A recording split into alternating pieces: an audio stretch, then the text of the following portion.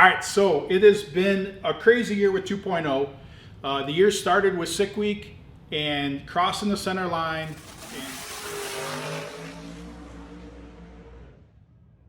And I mean, that was it for the sick week, which then we ended up with G Money. So it ran G Money, bought it for, I don't even remember, we had $5,000 total invested in it for everything. Right, Aiden? $2,000? 32 or something, was it? Yeah, I don't know. But then that got raised to $5,000 at Six Summer. But either way, good card. But that's how we finished sick week. But we came from there. We went to NHRA, the All-Star Shootout.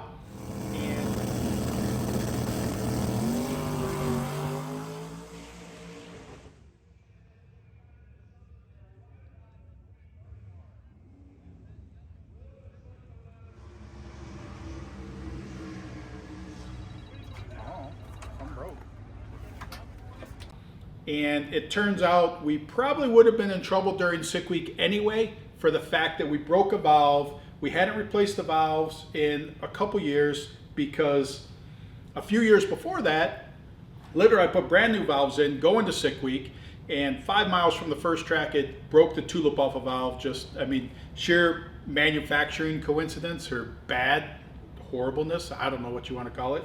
But that put an end to that. So I didn't want to have fresh valves in it for sick week. Well, the valves that were in it, I guess were a little wore out. We did that, the All-Star break, but then we pulled the engine, took it to Steve, and he redid everything. New heads on it, new pistons, new everything. So we have 7 of the pistons. The 8th piston I think I gave to a fan because it had, at the race, because it had the valve stuck in it. But what we're going to do is get over to the merch site. I'm going to take you through all the updates and everything and how the year went. But get over to the merch site, grab a 2.0 shirt. If you grab a 2.0 shirt, of the people that buy 2.0 shirts, by next Friday, we are going to randomly give a piston to 7 of those orders. So these are the pistons, came out of the car. These pistons had been 3-second passes in the 8th. I don't think there was a quarter-mile pull on it because we broke it on the quarter-mile pull that we did. Are we running 1/8 mile at NHRA at that All-Star race? I don't know. Either way, these pistons have a lot of miles on them. A couple of them are trying a new coating, so you might get one of the black-coated pistons or the regular pistons. But either way, those are going on a random order. Go to our website, and it's only on 2.0 shirts between now and next Friday. So go grab one of those shirts. Maybe you get a piston as a souvenir with it. But as far as upgrades, it got new cylinder heads, everything new there. Steve repaired the old cylinder heads, so now we have those as spares. We took this from there. We went to Rockingham for the shootout at Rockingham, did that little couple-day drag and drive.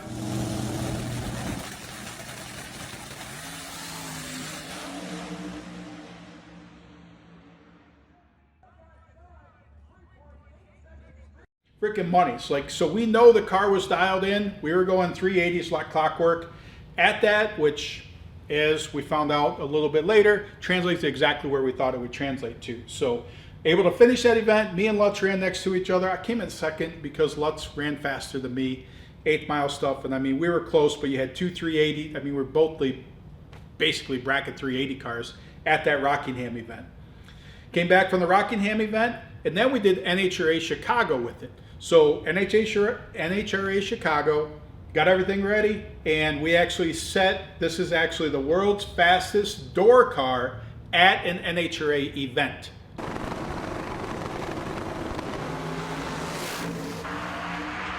Enter with issues, Tom Bailey.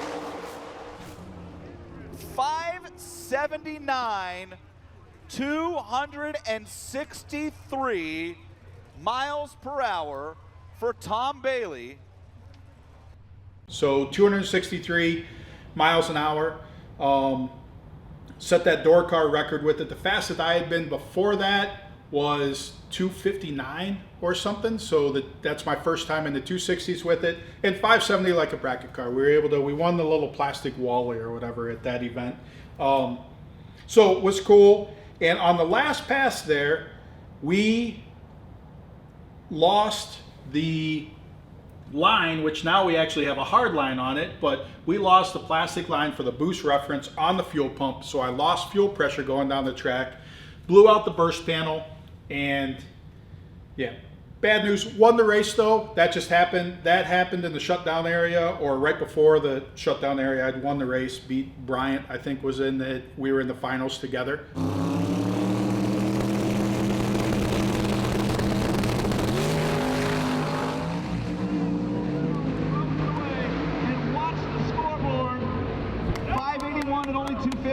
For Tom Bailey, he tuned it down a little bit.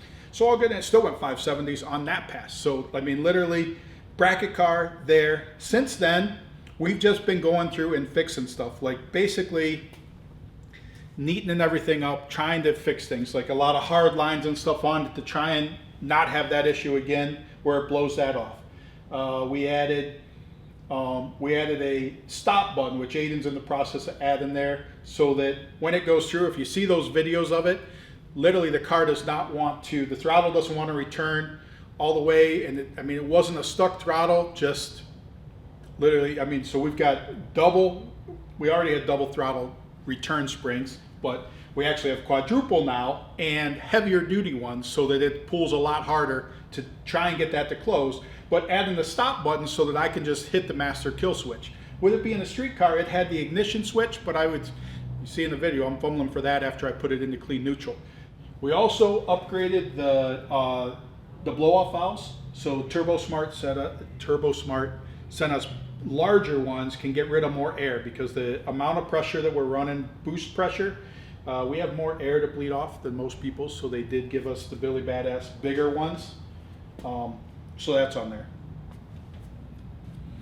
Also, it's the fuel regulator that the hose came off of, because that's what boost references it, not the fuel pump. My bad in saying that. Aiden has wired in safeties now so that if we lose fuel pressure going down the track or oil pressure, then it'll actually shut the car off. So just adding more safeties so that, because if we had something that, and the thing is, it's got to be scaled, because as your boost increases, your fuel pressure increases. That's why you have the reference for boost pressure to your regulator. So that scale has to be a moving scale. So it has to lose fuel pressure, and what you guys are going to set up at 5%. If it loses 5%, any point during the run, then that will shut the car off. The others, if it loses oil pressure, don't know what that's going to be set at, but if we had that fuel pressure one, then that probably would have saved the burst panel, would have saved the burst panel. Got lucky that literally it happened when I was, right as I was getting out of the gas. So it only went lean pop quickly right at the end of the run. If it would have happened earlier in the run, catastrophic, because you lean it out, you burn up all the pistons, like you make a big mess. So last week, which you can go look in Steve's video, we had it over at his shop, and we had it at his shop. Number one, valve spring upgrade. We ran double springs, never had any problem with them, but with there being more people out there driving with these SMXs, some people have experienced problems with breaking the springs on the street drive portion of it. So there's a new triple spring that we changed out all the springs at Steve's shop to this new triple spring, and then we did a street tune-up on it to basically get it to run as cool as we possibly can on the street. All the street tuning on this car has always been done going down the road with somebody in the passenger seat. So wanted to take the time to actually put it on the hub dyno, work on the street tune and load to make sure that we have power, but we also are taking the time as high as we can and leaning out the fuel as much as we can to get the EGTs as low as we possibly can for the street drive. And that's something that we've never actually had time to mess with on the car.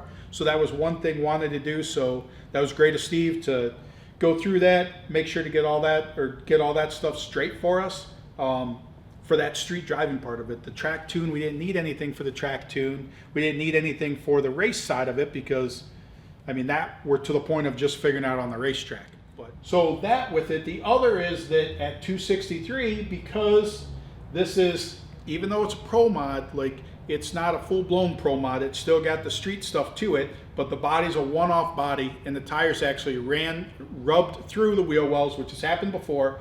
But rubbed through. So got those all fixed up, patched up, but we also are trying a different shock combination now. So shock combination where we actually have air on the shock as well, top and bottom. And the idea is that when it launches, then the airbag starts to fill up to basically raise the ride height. Well, it's going to work to drive the tire down. So hypothetically, we haven't tested that's the only thing on the car not tested, but hypothetically drive the tire down to help with tire shake at about 100 foot. And then the other is that raises the car up, because we were literally on, how close were we to the bump stops, or were we on the bump stops when we went out the back?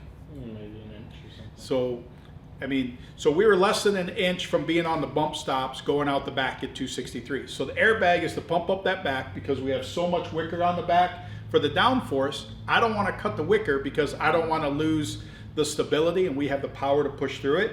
So I don't want to lose that stability. So with the airbags, the idea is that we're going to be able to pump that up and be able to keep it from rubbing through there and see where that ends up. I mean, this is all sick week prep and getting everything ready, because we're actually packing this stuff up and we're running the Cletus race this weekend. So the 2.4 hour Le Mullets with CJ, he's actually my co-pilot. We're gonna win that whole thing. Not sure what the prize is. I haven't seen what we're gonna get, but we're gonna get a cool prize for winning the thing. So CJ and I, we got that thing nailed down. But 2.0 and G Money, because G Money, we think we got the cooling issue figured out, but Aiden was able to run it decently into the 8s at 6 Summer.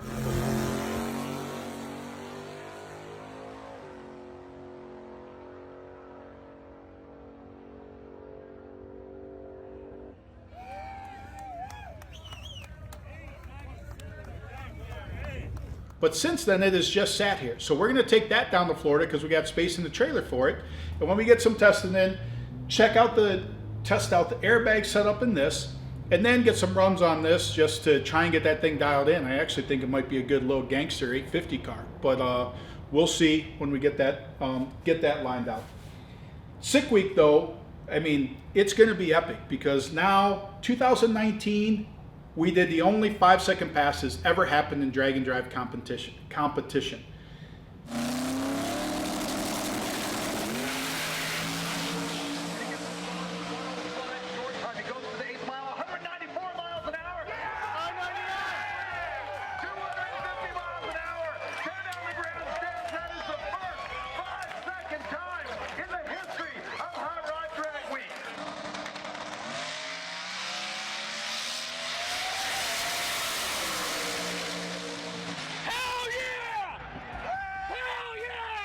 So that still stands as the only pass that's ever happened in the 5s. Now, there's a decent amount of it. Well, it literally doubled the amount of people that have ran 5s now in non-competition or competition somewhere else, testing whatever. So I've been 570, 576 is the fastest I've been with this car. Lutz, I think, has been 585, I think is his fastest with his car, maybe 583. Not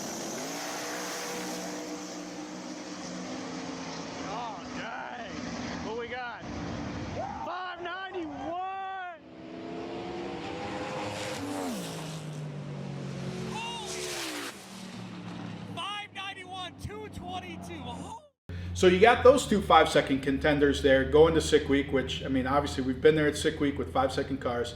Now, just recently, though, Bryant's new car's done. He clicked off a 5-second pass in testing before the season ended, so he's got the 5-second pass with his Corvette.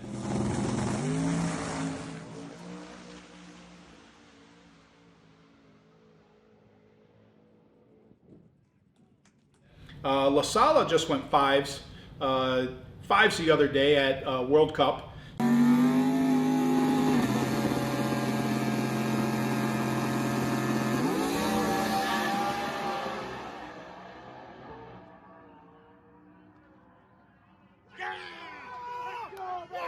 Let's go!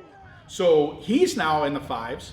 You got Devin building a car capable of going in the 5s with the new Mustang that he's working on. You got Steve with the better half Camaro or whatever that he's saying that thing's going to run in the 5s. Those are the ones I know of off the top of my head. That, I mean, you are looking at an epic heavyweight battle that's going to occur at Sick Week 2026 that with all these 5-second cars. I mean, it's going to be awesome. It's going to be the place to be. Now, it's sold out though. Sold out record time. 6 summers sold out. Michigan Miles goes on sale this Saturday. So Michigan Miles this Saturday, the 22nd, 9 a.m. if you fill out your expression of interest. So if you haven't done the expression of interest, get over to SICTA Magazine, the events page, look up Michigan Miles, fill out the expression of interest. Then you get an email link so that you get to register 9 a.m. on Saturday. Sick Week sold out in a minute. 6 Summer sold out in less than 2 minutes. Not sure how long it's going to take for Michigan Miles. So you're going to need to be on there at 9 a.m. with the expression of interest to sign up. There's no wait list. We don't do wait lists. We're not doing them this year because we never make it to the wait list. So it's actually a false hope that you get by being on the wait list because you never get the phone call. So we just eliminated that so you don't have to worry about that. But go get into Michigan Miles because that is epic. We did it this year. Actually, we have the winner of Michigan Miles with us right here. Aiden won the inaugural Michigan Miles, and now it's the 2nd annual Michigan Miles. So we'll see how that shapes up, but it's going to be epic. We are starting mid-Michigan, so mid-Michigan's going to be the host track. That's where we're kicking everything off and making loop around Michigan. We're hitting the tracks. So, I mean, whatever, great time. You definitely want to be there. It was so cool, and everybody loved it so much. That's why we're bringing it back. Normally, the one-off events we don't bring back for another year. They're one and done. So Death Week was the first, then we had 666. This year we had Michigan Miles, and then we had Smokies. Michigan Miles we are bringing back. 66, which will happen next year as well, but it's a different portion of 66. So we're going to be on the northern portion. Expression of interest is live for that. That one registration is like in February. So if you don't make it into Michigan Miles, then you'll have a shot possibly at 66. But I mean, it's another. Oh, Michigan Miles is also nostalgia. Nostalgia cars are you get priority. So if you have a nostalgia car, like basically it's got writing on the side of it in 60s, 70s looking, then email in now to info@sictamagazine.com because we'll let you register ahead of time because we had such a good time with all the gassers at Six Smokies that now we want to do that with nostalgia cars. So all the nostalgia cars, you guys will get early entry for it. Or you get early entry for it if you email in. 2.0, like I said, we're going to get down there, get the stuff ironed out, get it ready for Sick Week. Sick Week's shaping up to be an epic battle. And you know what? I mean, thanks for watching. And there you go. There's your update. These will be in Florida. Should be some testing videos coming out soon for you.